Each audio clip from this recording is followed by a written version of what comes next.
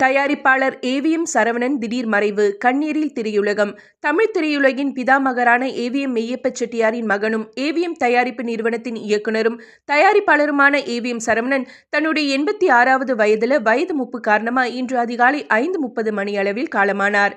AVM சரவணனின் உடல் இன்று மாலை 3 மணி அளவில் ஏவிஎம் வளாகத்தில் அடக்கம் செய்யப்பட இருக்கு.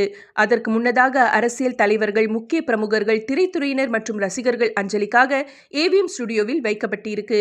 ஏவிஎம் சரவணனின் திடீர் மறைவு திரைத்துறைக்கு பெரிய இழப்புன்னு அரசியல் தலைவர்கள் மற்றும் திரை நட்சத்திரங்கள் தங்களுடைய ஆழ்ந்த இரங்கலை பதிவிட்டு வராங்க.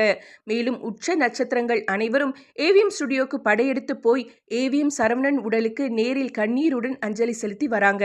திரைத்துறை ஜாம்பவான் ஏவிஎம் செட்டியாரின் மகன் மற்றும் தயாரிப்பாளர்னு எந்த பந்தாவும் இல்லாம எளிமை, அடக்கம், பெருந்தன்மைன்னு வாழ்ந்தவர் ஏவிஎம் சரவணன். வயசுல சின்னவங்க பெரியவங்கன்னு எந்த பாகுபாடும் இல்லாம எல்லோர் முன்னிலையிலும் கை கட்டி பணிவாக காட்சி கொடுத்தவர் ஏவிஎம் சரவணன் அப்படிங்கிறத யாராலும் மறுக்க முடியாது.